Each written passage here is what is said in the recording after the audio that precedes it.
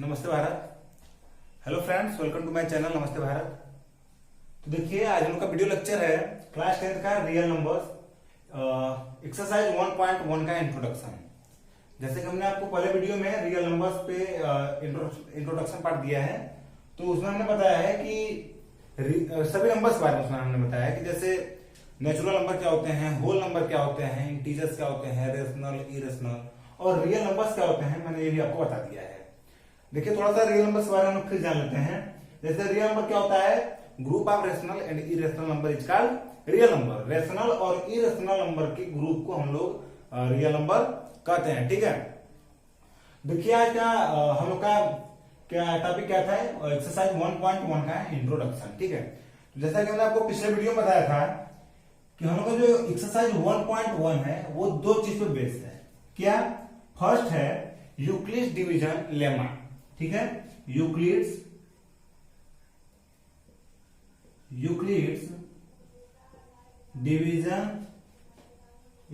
Division lemma. ठीक है, और जो सेकेंड था वो क्या था, यूक्लिड्स डिवीजन एल्गोरिथम।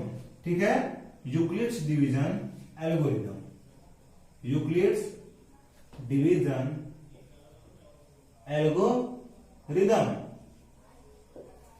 तो देखिए, हमारा एक्सरसाइज 1.1 किस पे बेस है, यूक्लिड डिवीजन लेमा और यूक्लिड डिवीजन एल्गोरिथम पे। अच्छा, एक इंपॉर्टेंट इंफॉर्मेशन क्या है आप लोग के लिए कि हम लोग अपने चैनल पे हर एक सब्जेक्ट का वीडियो आप लोग प्रोवाइड कर रहे हैं। यदि आप लोग को किसी भी सब्जेक्ट में प्रॉब्लम हो तो आप लोग हमारे चैनल पे एक बार देख सकते हैं। यदि आप लोग को ये वीडियो पसंद आ रहा हो तब तो सही है, आप लोग बिल्कुल देखें। ठीक है, तो देखिए क्या था हम लोग का एक्सरसाइज 1.1 यूक्लिड डिवीजन लेमा और यूक्लिड डिवीजन एल्गोरिथम पे बेस है।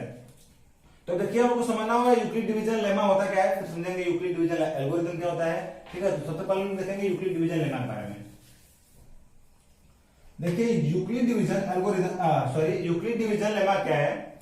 यूक्लिड्स क्या थे, एक मैथमेटिशियन थे। ठीक है, तो उन्हीं का नाम यूक्लिड डिवीजन लेमा रखा गया। ठीक है, यूक्लिड्स क्या थे, मैथमेटिशियन थे। डिवीजन आप लोग जानते हैं, डिवाइड। ठीक है, लेमा का मतलब आप लोग को समझना होगा, जो कि क्लास 10 में आप लोग को एक नया वर्ड मिला है लेमा। ये लेमा क्या होता है, तो देखिए लेमा का बेसिकली मीन क्या होता है, lemma.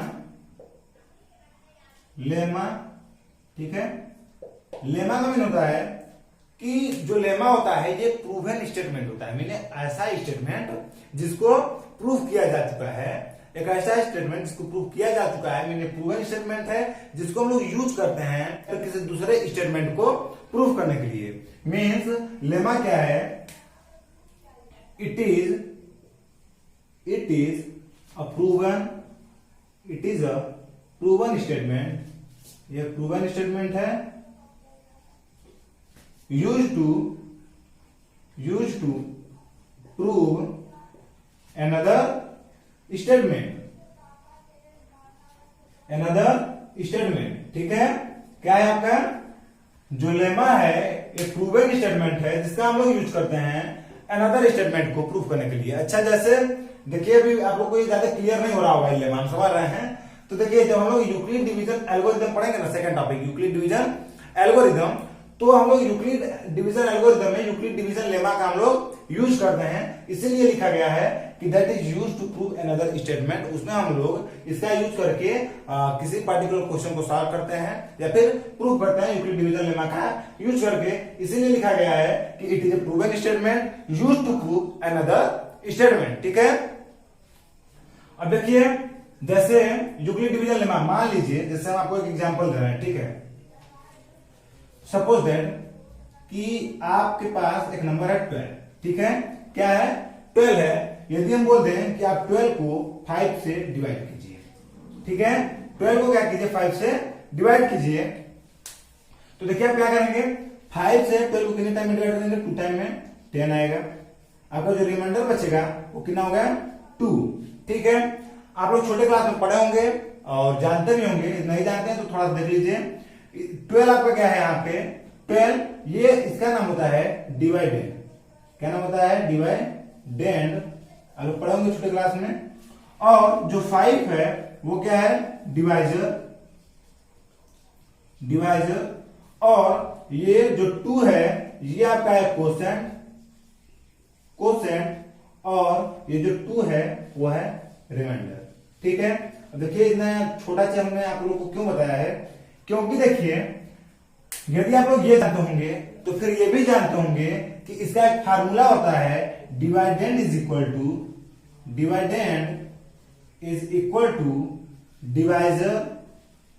Divisor into quotient plus remainder. ठीक है, आप लोग जानते होंगे कि डिवाइडेंड इज इक्वल टू क्या होता है, divisor into quotient plus remainder होता है। तो देखिए कि हम लोग जैसे आप इसी एग्जांपल को लेकर देखिए क्या सेटिस्फाई कर रहा है इसको। जैसे आपका डिवाइडर कितना है 12 है, 12 इज इक्वल टू डिवाइजर कितना है 5 है, 5 इंटू कोसेंट कितना है 2 है, प्लस रिमाइंडर कितना है 2 है। 12 is equal to 5 2 10 and 10 plus 2 is equal to 12। ठीक है, तो यहां भी आ गया 12। तो देखिए यहाँ पे LHS is equal to RHS आ रहा है, दैट मीन्स इस फार्मूले को ये सेटिस्फाई कर रहा है। अच्छा एक चीज देखिए कि क्या हम लोग इस फार्मूले को dividend is equal to divisor into quotient plus remainder जो है आपका ये, इसको क्या हम लोग ऐसे लिख सकते हैं, D is equal to short form में इसको लिख दीजिए। ठीक है, D is equal to D into Q plus R लिख सकते हैं। D mean dividend, D mean divisor, Q mean quotient and R mean remainder. D is equal to D into Q plus R। तो देखिए D into Q को आप लोग ऐसा लिख सकते हैं, D is equal to D Q plus R। ठीक है, D is equal to D Q plus R। जैसे अच्छा एक चीज सपोज कीजिए आप लोग कि यदि आप लोग से कोई पूछे, ठीक है, ये फार्मूला आप लोग से कोई पूछे तो आप उसको क्या बताएंगे, D is equal to D Q plus R। अगला जो पूछने वाला होगा वो निश्चित रूप से कंफ्यूज हो सकता है कि यहाँ पे जो पहला D है वो क्या है और सेकंड जो D है वो क्या है, क्योंकि आप सबको तो बताते नहीं चलेंगे कि पहला D जो है डिवाइडेंड है और सेकंड D डिवाइजर है। यदि मान लीजिए आप लोग बताते भी हैं तो उससे बेटर आप लोग के लिए क्या पड़ेगा कि एक D को आप सपोज कर लीजिए कि A है और दूसरे D को आप लोग सपोज कर लीजिए B है, तो फार्मूला बनेगा A is equal to B Q plus R। जहां पे आप लोग का क्या है, A जो है क्या है, A क्या है आपका डिवाइडेंड है, क्योंकि इसको हम लोग D के जगह लिए थे, A डिवाइडेंड है, B क्या है डिवाइजर है, B डिवाइजर, Q क्या है कोसेंट है, Q quotient and R remainder है। ठीक है, ठीक, ये क्या हो गया हम लोग का A is equal to B Q plus R। अब देखिए A is equal to B Q plus R हो गया। यहाँ पे देखिए ये जो हम लोग का डिवाइड है इसमें एक कंडीशन भी है। ठीक है, कंडीशन क्या है देखिए कि यहाँ पे जो A है, A मीन्स आप लोग का जो डिवाइडेंड है, B क्या है divisor, Q quotient and R remainder. अब देखिए यहाँ पे जो केस है वो क्या है, 0 is less than equal to R and R is less than B। अब देखिए इसका मीन्स क्या है कि आप लोग का जो रिमाइंडर होगा किसी भी डिवाइड में, जो आप लोग का रिमाइंडर होगा वो हमेशा 0 होगा या फिर 0 से बड़ा होगा, उससे छोटा तो नहीं हो सकता है। जानते हैं आप लोग निगेटिव में तो आएगा नहीं आप लोग का रिमाइंडर।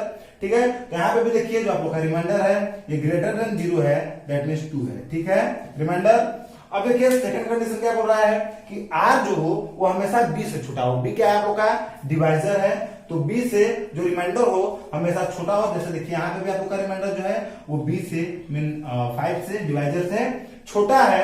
अच्छा छोटा क्यों होना चाहिए, देखिए कि मान लीजिए यदि यहाँ पे 6 बच जाता है, ठीक है, यहाँ मान लीजिए 6 बच गया, मान लीजिए मान रहे हैं यहाँ पे गलती नहीं हो रहा है कि 12 माइनस 10 इक्वल टू 6, मान लीजिए यदि यहाँ पे 6 बचा होता है तो आप देखिए यहाँ पे एक टाइम इसको 1 टाइम और डिवाइड कर सकते थे, 5 1 जा 5। ठीक है, इसलिए अगर ये बड़ा हो जाएगा तो डिवाइड फर्दर हम लोग आगे कर सकते हैं। तो हम लोग डिवाइड नहीं करेंगे, मीन चूंकि डिवाइड क्यों कम नहीं करेंगे, जब हम लोग का जो R हो वो क्या हो 5 से लेस देन हो। तो यहाँ देखिए जो R आया हम लोग का वो 5 से लेस आया, कितना है 2 है। ठीक है, अब देखिए मैंने आपको क्यों बताया कि A is equal to B Q plus R, और इसका यूज आप लोग को कहां पे करना है। ठीक है, तो देखिए ऊपर मैं आपको समझा रहा हूं, जैसे मैंने आपको ये बताया लेमा क्या होता है। लेमा होता है it is proven statement used to prove another statement. इसका हम लोग यूज करते हैं अनदर स्टेटमेंट को प्रूव करने के लिए। अब देखिए सेकंड जो था अभी आप लोग का इसका यूज समझ में आएगा। ठीक है, अभी हमने आपको ऐसे बता दिया है। अब देखिए इसका यूज अभी मैं आपको बताऊंगा। तो देखिए यहाँ पे यूक्लिड डिवीजन लेमा क्या होता है, ठीक है, यूक्लिड डिवीजन लेमा। सपोज कीजिए यूक्लिड डिवीजन लेमा का स्टेटमेंट क्या है, देखिए कि given two positive integers, given two positive integers a and b, given two positive integers a and b, there exists a unique integer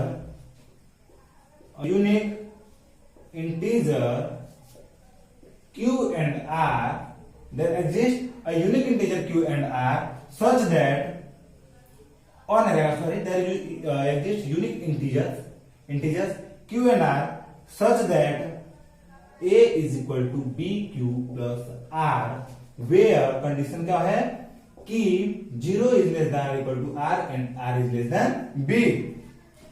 तो देखिए Euclid division lemma क्या है कि given two positive integers a and b, यदि आपको कोई दो positive integers a और b दिए गए हैं, जैसे देखिए इसका क्या जरूरत था कि आपको दो पॉजिटिव इंटीजर्स एक 12 एक और 5 a और b दिए गए थे, ठीक है। यहां मैंने बताया कि आपको कि a क्या है 12 है और b क्या है 5 है। आपको दो पॉजिटिव इंटीजर्स a और b दिए गए थे। देखिए पॉजिटिव इंटीजर्स क्या होते हैं, ये हमने अपने पिछले वीडियो में सभी नंबर्स के बारे में बताया है। पॉजिटिव इंटीजर्स में होता है all natural number, that means जो 0 से बड़े हों वो क्या है पॉजिटिव इंटीजर। तो देखिए यहां पे क्या हो रहा है, दो पॉजिटिव इंटीजर्स 12 और 5 आप लोग को दिए गए हैं। Given two positive integers a and b mean 5 and 12 आप लोग को दिए गए हैं। There exist unique integers q and r, वहां पे दो नए यूनिक इंटीजर्स आएंगे q एंड r। तो देखिए यहाँ पर दो नए इंटीजर्स यूनिक आए हैं, क्या है, एक क्वोशंट आया है 2 और एक रिमाइंडर आया है r। There exist unique integers q and r, तो सच दैट कंडीशन क्या हो a is equal to bq plus r। तो देखिए यहाँ पे फॉलोस को किया है, a is equal to bq plus r हुआ है, जहां पे कंडीशन क्या है 0 is less than r equal to r and r is less than b। तो यहाँ पे भी देखिए वो कंडीशन को सेटिस्फाई किया है। तो ये एग्जांपल इसीलिए था ताकि आप लोग समझ सकें कि यूक्लिड डिवीजन लेमा क्या है। Given two positive integers a and b आप लोग को दो पॉजिटिव इंटीजर्स दिए गए हैं। देयर एग्जिस्ट यूनिक इंटीजर्स, वहां पे यूनिक इंटीजर्स एग्जिस्ट करते हैं q and r such that a is equal to bq plus r होता है, ठीक है। जैसे एक एग्जांपल आप लोग और देखिए, एक एग्जांपल मैं आप लोग को और बता रहा हूं। जैसे सपोज कीजिए कि आप लोग को इस बार 31 को डिवाइड करना है 5 से, ठीक है। 31 को किससे डिवाइड करना है 5 से, डिवाइड कर दीजिए 5 से 31 बचा reminder.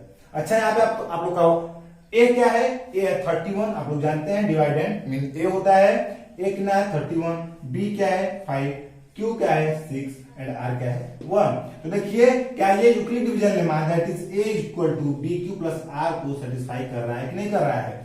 a is equal to 31 is equal to b कितना है 5 into 6 plus 1, 31 is equal to 31, that means ये सही है। 31 इज इक्वल टू 31 आ गया, दैट मीन्स ये सही है। LHS बराबर RHS आ गया।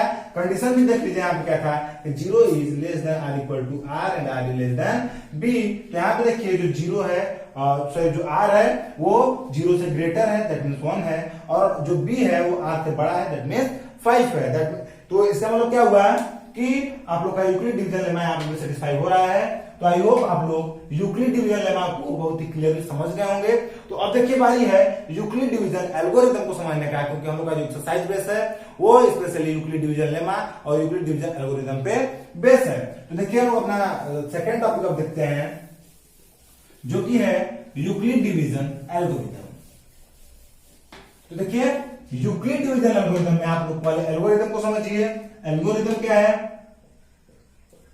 एल्गोरिथम, ठीक है। एल्गोरिथम क्या है, एल्गोरिथम में क्या होता है कि ये स्टेप का एक सीरीज होता है, बहुत सारे स्टेप का एक सीरीज होता है जिसे हम लोग यूज करते हैं किसी भी पार्टिकुलर प्रॉब्लम को सॉल्व करने के लिए। तो इसका हम लोग डिफिनेशन क्या लिख सकते हैं कि algorithm is it is series of steps, step का एक सीरीज होता है यूज टू सॉल्व, इसका यूज करते हैं सॉल्व करने में, सॉल्व पार्टिकुलर प्रॉब्लम, ठीक है। पर्टिकुलर प्रॉब्लम को सॉल्व करने के लिए हम इसका यूज करते हैं। एल्गोरिथम का क्या है, ये स्टेप्स का एक सीरीज है जिसका यूज हम लोग करते हैं किसी पर्टिकुलर प्रॉब्लम को सॉल्व करने के लिए। तो देखिए अच्छा, हम लोग जैसे हम लोग का जो एक्सरसाइज 1.1 में जो भी क्वेश्चन दिए गए हैं एल्गोरिथम पे बेस्ड, ठीक है, यूक्लिड डिवीजन एल्गोरिथम में, वो क्या है कि आप लोगों को क्लास 10 में एक्चुअली यूक्लिड डिवीजन एल्गोरिथम से एचसीएफ फाइंड करना होगा, ठीक है। क्या है, एचसीएफ फाइंड करना आप लोग को बताया गया है। तो देखिए अब हम लोग यूक्लिड डिवीजन एल्गोरिथम का यूज करके किसी भी नंबर का एचसीएफ कैसे निकालते हैं वो मैं आप लोग को बता रहा हूं। जैसा सपोज कीजिए कि यदि आप लोग को दे दिया 420 एंड 130 का आप लोग एचसीएफ बताइए, ठीक है। 420 एंड 130 का एचसीएफ बताना है तो आप लोग bye using Euclid division algorithm कैसे फाइंड करेंगे, ठीक है। तो देखिए जैसे मैंने आपको बताया कि यूक्लिड डिवीजन लेमा क्या था, ये पढ़ा हुआ चीज था, divided is equal to divided into question plus remainder, जो कि आप लोग एक बार पढ़ चुके हैं, अच्छे से पढ़ चुके हैं, 7th 8th से इसको पढ़ते आ रहे हैं। तो एचसीएफ भी फाइंड करना है by using Euclid division algorithm, same वैसे ही है, लेकिन आप लोगों को a equal to bq plus r से इसको फाइंड करना है, जो कि है एकदम नॉर्मल चीज। देखिए जैसे इसका हम लोग कैसे पहले आप लोग पहले 7th और 8th पे जाइए, ठीक है। उस क्लास में आप लोग एचसीएफ कैसे निकाल रहे थे, लॉन्ग डिवीजन मेथड से आप लोग कर रहे थे, 130 से डिवाइड करवा रहे थे 420 को। ध्यान दीजिएगा कि हम लोग हमेशा जो ए ले रहे थे वो बड़े वाले नंबर को ले रहे थे, दैट मीन डिवाइडेड जो हम लोग लेते हैं बड़े वाले नंबर को, उनको छोटे से 20 से हम लोग को डिवाइड करना होता है। तो ए हम लोग जब भी लेंगे ए वो क्या होगा, ग्रेटर देन बी होना चाहिए, दैट मीन मतलब हम लोग बड़े वाले नंबर को ए लेंगे, ठीक है। अब देखिए इसको हम लोग डिवाइड करवा रहे थे तो इसको 3 टाइम में ले जाइए, कितना आएगा 390, ठीक है। बचेगा कितना यहाँ पे 30 बचेगा। अब देखिए नेक्स्ट टाइम हम लोग क्या कर रहे थे कि इस 30 जो रिमाइंडर आया है इसको हम लोग फिर से डिवाइजर मान ले रहे थे, ठीक है, और 130 को डिवाइडेड मान के एक बार फिर से डिवाइड करवा दे रहे थे, इसको यहाँ पर दे रहे थे।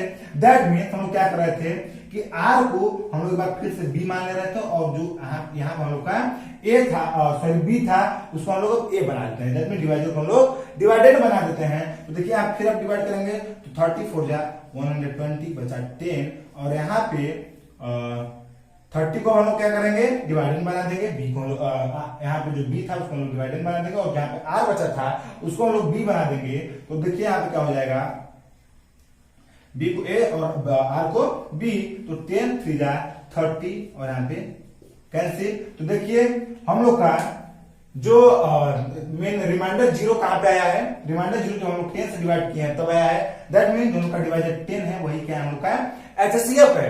अब देखिए यूक्लिड डिवीजन एल्गोरिथम का हम लोग यूज इसमें कैसे करेंगे। तो देखिए अभी मैंने आपको बताया कि यूक्लिड डिवीजन एल्गोरिथम में हम लोग यूक्लिड डिवीजन लेमा का यूज करते हैं। तो चलिए यूक्लिड डिवीजन एल्गोरिथम में हम आपको बता रहे हैं कि यूक्लिड डिवीजन लेमा का कैसे यूज होता है, ठीक है। तो देखिए यूक्लिड डिवीजन एल्गोरिथम होता क्या, सॉरी लेमा होता क्या है, a is equal to bq plus r, आप लोग जानते हैं। कंडीशन क्या है, where 0 is less than r equal to r and r is less than b, ये कंडीशन आपका होना चाहिए। तो देखिए यहां पे क्या है कि a is equal to bq plus r होता है, जहां पर कंडीशन क्या होता है कि जो 0 है वो less than r equal to r होना चाहिए, और r क्या है लेस देन b होना चाहिए। तो देखिए हमने आपको अभी बताया कि हम लोग ए बड़े वाले नंबर को हमेशा लेते हैं, तो ये हम लोग लेंगे a is equal to 420 and b is equal to 130। अब देखिए यूक्लिड डिवीजन लेमा का यूज करके अभी मैंने आपको बताया कि एचसीएफ कैसे फाइंड करते हैं, ठीक है। देखिए जैसे a क्या है 420 है is equal to bq plus r, जैसे हम लोग यहाँ पर भी किए थे 420 को 130 से डिवाइड करवा दीजिए, 3 टाइम में जाएगा 390 एंड r क्या आप लोग का आएगा 30, ठीक है।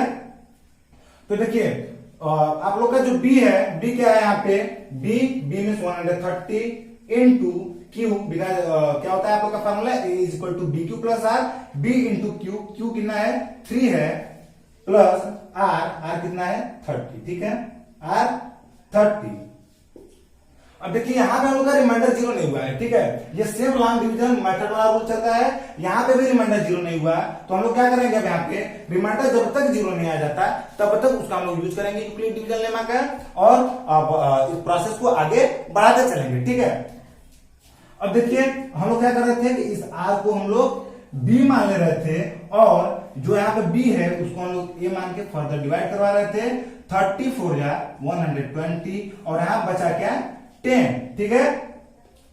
तो अब देखिए यहाँ पे हम लोग क्या करेंगे कि जो आप लोग का ये डिवाइडेंड था उसको हम लोग क्या माने हैं, फिर से फर्दर ए माने हैं, यहाँ पे भी हम लोग ए मान लेंगे इसको, ठीक है। और a equal to B Q plus r होता है, तो b किसको मान लेंगे हम लोग, रिमाइंडर को। रिमाइंडर कितना आया है 30, इसको मान लेंगे b, ठीक है। 30 इंटू क्वेश्चन कितना है 4 प्लस रिमाइंडर कितना है 10, ठीक है। यहाँ पे भी देखिए हम लोग का रिमाइंडर 0 नहीं आया है, इसको हम लोग फर्दर फिर से आगे बढ़ाएंगे और इस प्रोसेस में अच्छा आप लोग हर एक स्टेप के बाद लिखेंगे since the remainder is not 0 so our procedure continue. हम लोग का प्रोसीजर जो रहेगा वो क्या होगा, कंटिन्यू का रहेगा। अब देखिए यहाँ हम लोग क्या करवा रहे थे, फिर से आर को हम लोग बी मान ले रहे थे, और यहाँ पे डिवाइड कैसे हम लोग करवा दे रहे थे, 30 को ए मान के फिर से डिवाइड करवा दे रहे थे 3 टाइम में, तो यहाँ पे रिमाइंडर 0 आ गया, ठीक है। तो यहाँ पे भी करेंगे। अब हम लोग 30 को क्या मान लेंगे ए, और 10 को क्या मान लेंगे b into q mean 3 plus r mean 0। यहाँ पे देखिए हम लोग का क्या होगा कि आर यहाँ पे 0 आ गया, और आर जहां पे 0 आता है वहां पे डिवाइजर क्या होता है, एचसीएफ होता है, मैंने आपको अभी बताया। तो यहाँ पे आर हम लोग का 0 आ गया, तो आप लोग का एचसीएफ क्या हो जाएगा 10। तो लिखेंगे एचसीएफ इज इक्वल टू 10। देखिए हमने यूक्लिड डिवीजन एल्गोरिथम से यूक्लिड डिवीजन लेमा का यूज करके एचसीएफ निकाला 420 एंड 130 का, जो कि आया है 10, ठीक है। कितना आया है 10। अच्छा आप लोग इसको लिखेंगे कैसे, देखिए इसी चीज को हम लोग ऐसे लिखेंगे लास्ट में, HCF of 420 and 130 is equal to 10, ठीक है। यह है लिखने का तरीका। बाकी कुछ आप लिखते चलेंगे कि नाउ यहाँ पे लास्ट में क्या आप लोग लिखेंगे, now the remainder is 0 so our procedure stops, ठीक है। हमका प्रोसीजर स्टार्ट होगा and HCF is equal to 10 होगा, ठीक है। अब देखिए हम लोग एक और एग्जांपल ले रहे हैं, नया एग्जांपल। हम लोग को फिर से यूक्लिड डिवीजन एल्गोरिथम का यूज करके हम लोग को इस बार फिर एक बार फाइंड करना है HCF, ठीक है। क्या फाइंड करना है HCF। देखिए हम लोग का नेक्स्ट एग्जांपल क्या है कि इस बार हम लोग यूक्लिड डिवीजन एल्गोरिथम का यूज करके एक बार फिर से HCF फाइंड करेंगे दो नए नंबर का। मान लीजिए कि आप लोग को जो दो नए नंबर दिए हैं वो क्या है, सपोज कीजिए कि आप लोग का एक नंबर है 455, ठीक है, 455, और जो आप लोग का दूसरा नंबर है वो है मान लीजिए 42, ठीक है। अब bye using Euclid division algorithm find the HCF of 455 and 42। अब आप लोग देखिए इसको कैसे फाइंड करेंगे, फिर से आप लोग लिखेंगे by using Euclid division lemma we है a is equal to B Q plus r. Condition क्या है आप लोग लिखते चलेंगे, where 0 is less than r equal to r and r is less than b, ठीक है। तो देखिए अब यहाँ पे आप लोग का ए क्या है, बड़ा वाला नंबर ए होता है हमेशा। 455 इज इक्वल टू 42 इंटू, अच्छा अब यहाँ देखिए आप लोग हर जगह रफी में रफ वर्क कर लीजिएगा हमेशा डिवाइड, ताकि आप लोग को करने में आसानी हो। देखिए 42 से हम लोग 10 टाइम में डिवाइड करते हैं तो 420 आएगा। यहाँ पे बचेगा कितना 35, और फिर से हम 35 को आप लोग क्या मान लेते हैं बी, और 42 को फिर से हम लोग मान लेते हैं ए, सॉरी 42 को हम लोग क्या मान लेते हैं फिर से ए। 1 टाइम में ले जाइए 42, यहाँ पे आएगा रिमाइंडर 7, फर्दर हम लोग 7 को बी मानेंगे और 35 को इस बार मान लेंगे ए, तो 35 को ए मान लीजिए, 7 5 35। यहाँ पे देखिए रिमाइंडर 0 आया, दैट मींस जब रिमाइंडर 0 आया तो हम लोग का डिवाइजर था 7, दैट मींस हम लोग का 7 का हो जाएगा HCF। तो यहाँ पे देखिए हम लोग क्या लिखेंगे 455 is equal to 42 into quotient देखिए फर्स्ट टाइम कितना आया है 10 आया है, इंटू 10 प्लस आर कितना है आप लोग का 35 है प्लस 35। अब यहाँ पे क्या लिखेंगे, since the remainder is not 0 so our procedure continue, ठीक है। और लिखेंगे या फिर ये भी लिख सकते हैं कि since the remainder is not 0 so we again apply Euclid division lemma and के बाद आप लोग क्या लिखेंगे कि इस बार आप लोग क्या करेंगे 42 को क्या ले लेंगे ए ले लेंगे, और जो आर है कितना था 35, इसको हम लोग क्या लेंगे बी लेंगे। यहाँ पे देखिए आर ये है 35 इंटू क्यू कितना है यहाँ पे 1 है, 1 प्लस आर कितना है 7 है, ठीक है। और यहाँ पे देखिए फिर रिमाइंडर 0 नहीं हुआ, फर्दर हम लोग क्या करेंगे 35 तो ए मान लेंगे और 7 को बी मान लेंगे इंटू 5 प्लस 0। यहाँ पे देखिए रिमाइंडर हम लोग का 0 आ गया तो लिखेंगे since our remainder is 0 so our procedure stops and at this stage the divisor is 7। इस स्टेज में हम लोग का डिवाइजर क्या था 7 था, so the HCF of 455 and 42 is 7। ठीक है, क्या हो जाएगा इसका HCF 7 हो जाएगा। तो देखिए यही था हम लोग का इंट्रोडक्टरी पार्ट रियल नंबर पे एक्सरसाइज 1.1 का इंट्रोडक्टरी पार्ट, जो कि आई होप आप लोग एकदम क्लियरली समझ गए होंगे, कोई आप लोग को डाउट नहीं होगा।